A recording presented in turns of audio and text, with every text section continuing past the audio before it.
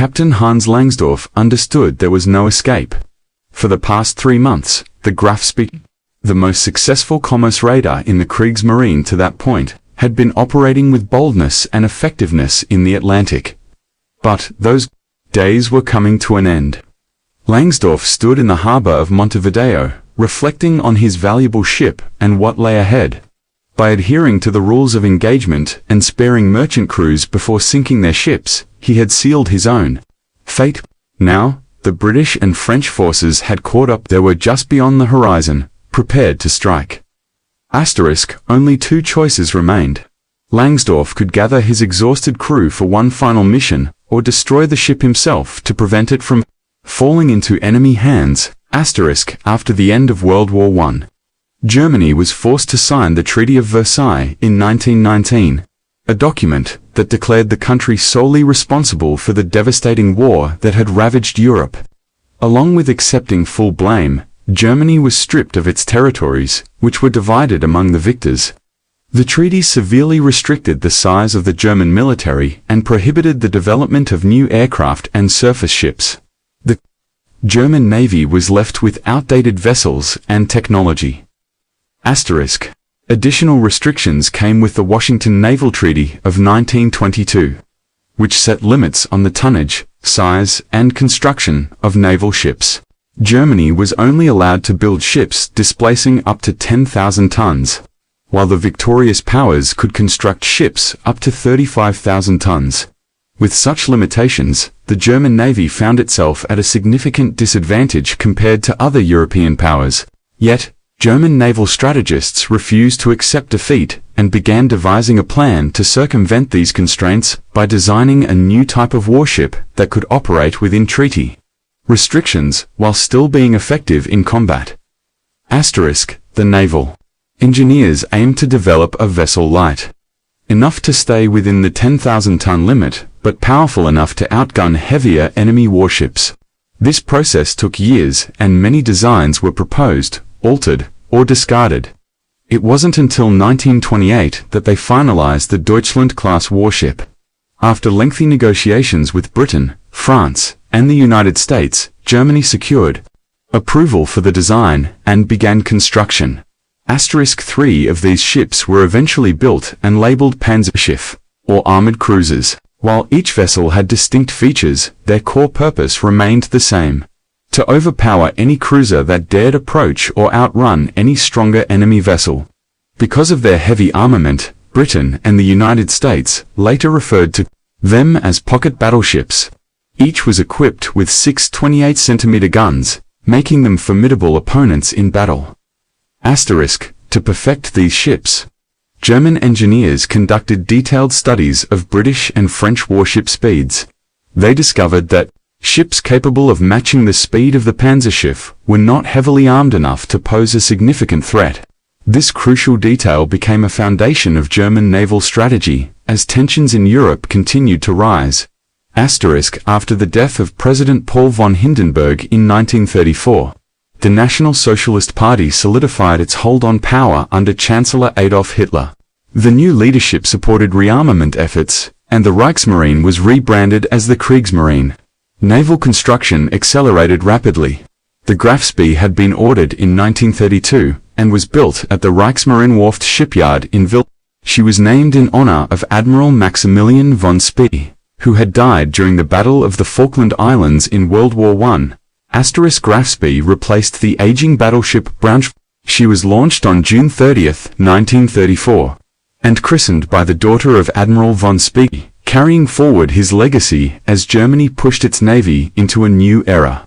The pocket battleship was completed on January 6. This Deutschland-class cruiser measured 186 meters in length, with a beam of 21.65 meters and a draft of 7.34 meters. Although officially built within treaty limits, additional armament pushed its displacement beyond those limits. Fully loaded, Graf Spee displaced over 16,000 tons. She was powered by 8-man 9 diesel engines, generating 56,000 horsepower, which drove to propeller shafts. These propellers reduced overall weight, allowing more armor to be added to the ship. Asterisk, the ship's armored belt was 100 millimeters thick, while the main armored deck ranged from 45 to 70 millimeters. The upper deck was protected by 17 millimeters of armor. The armor surrounding the main guns was 140 millimeters thick at the front and 70 millimeters on the sides. Asterisk. Graf Spee could reach a top speed of 52.8 kilometers per hour and had a range of roughly 30,000 kilometers when traveling at a consistent 34 kilometers per hour. Her main firepower included 6 to 8 centimeter SKC 28 guns arranged in two triple-gun turrets, one at the front and one at the rear. The secondary armament included 8 15 centimeter SKC to 8 guns housed in single turrets. The ship was later outfitted with 6 105 mm, 8 37 mm, and more than 10 20 mm cannons, capable of engaging both surface and land targets. Asterisk, in addition to its guns, Graf Spee carried 2 deck-mounted torpedo tubes at the stern and a catapult system used to launch two Arado AR-196C reconnaissance aircraft. A total of 30 officers and over 1,040 sailors made up the crew. Following successful sea trials, the ship was deployed to the Atlantic for non-intervention patrols during the summer of 1936. Asterisk, when the Spanish Civil War broke out, the German Navy took the opportunity to test its ships, while the Republicans received support from the Soviet Union, Britain, the United States, and others. The Nationalists, led by General Francisco Franco, were backed by Benito Mussolini and Adolf Hitler. Graf Spee played a role in identifying military supplies sent to the replicants, prompting Germany and Italy to strengthen Franco's forces with equipment and personnel from the Condor Legion.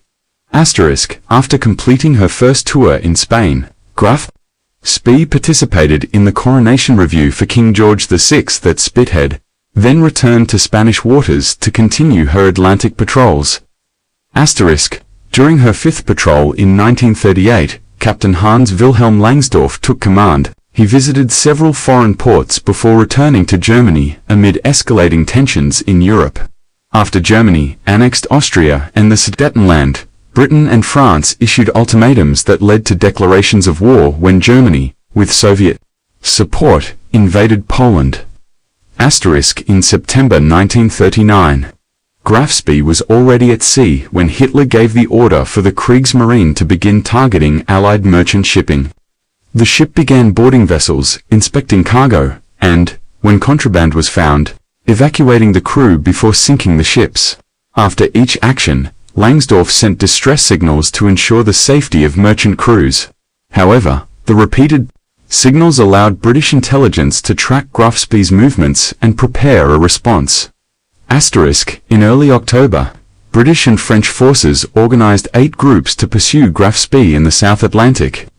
Over a dozen ships left Europe to join the hunt. Meanwhile, Graf Spee continued her mission, sinking the Newton Beach, the Ashleigh, and the Huntsman.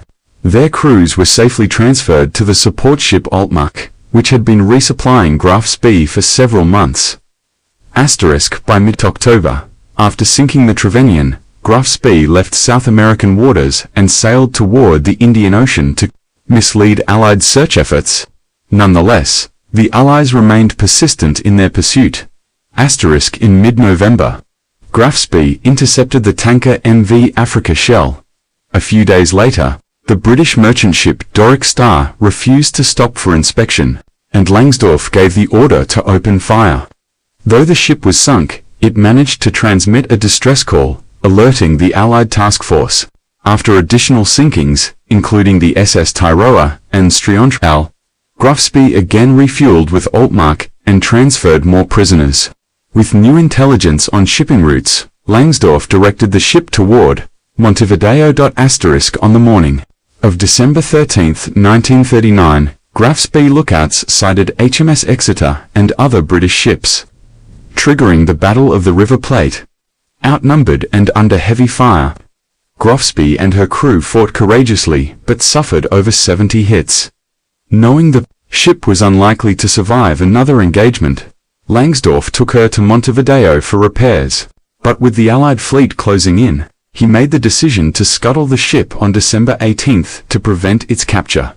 Asterisk, 2 days later, Captain Langsdorff took his own life in a hotel room in Buenos Aires. Asterisk, thank you for watching. Please like and subscribe to the Black Vault Documentaries channel.